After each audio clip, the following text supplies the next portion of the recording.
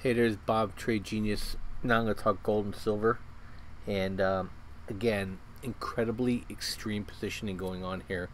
This is the most short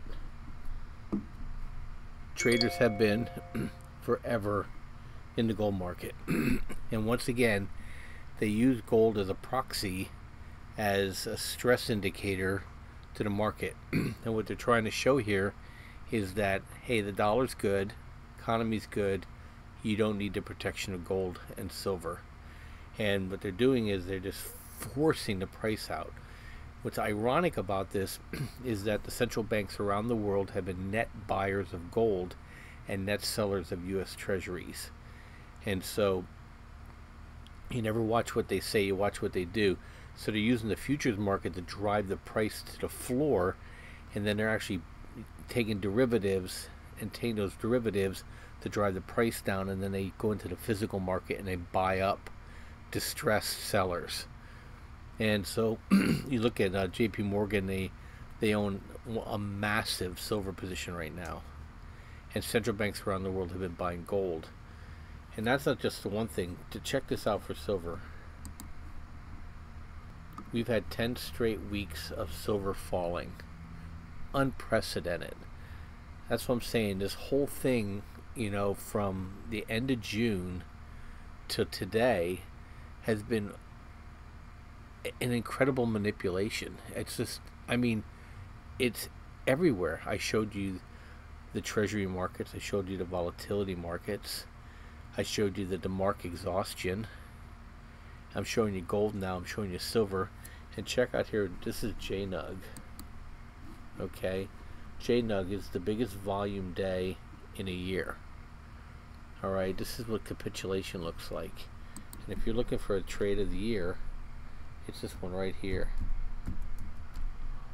Depending on the spread, J-Dust, this thing has nearly doubled in, 6 days? This thing will collapse in on itself. And this will be a tremendous opportunity. So my view is that it's time to start getting back into the miners. I stepped away. I still have just my core, First Majestic and Goro and DRD. Everything else has been blown away.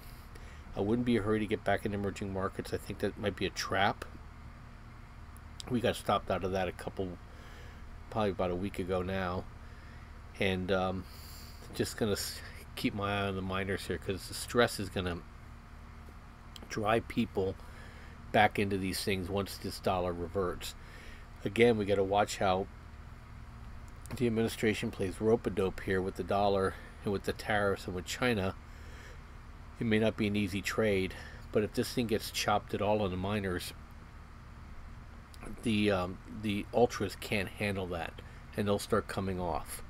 So I would take a look at shorting J-Dust, and just as a general rule, you don't go long these ultras, unless you're a fund and you're looking at to do some hedging or whatever. You short these with puts, and I think this is the opportunity right here. Take a look at J-Dust, take a look at Dust, and then if you want to buy anything, you can buy GDX or GDXJ with calls, and then start looking at your favorite miners here, because just like in 2016, when this thing goes, you're looking at 400 to 500% moves coming, and you want to be ready for it. So start picking up your positions now. You might have to be patient for 30 or 60 more days, but then I think it'll be well rewarded. Anyway, thanks. I'll talk about a little bit about the market on Friday, which was really interesting, and also talk a little bit about our software, which has just been lights out, and do a review, you guys. But thanks for listening, and you guys have a great weekend. Bye-bye.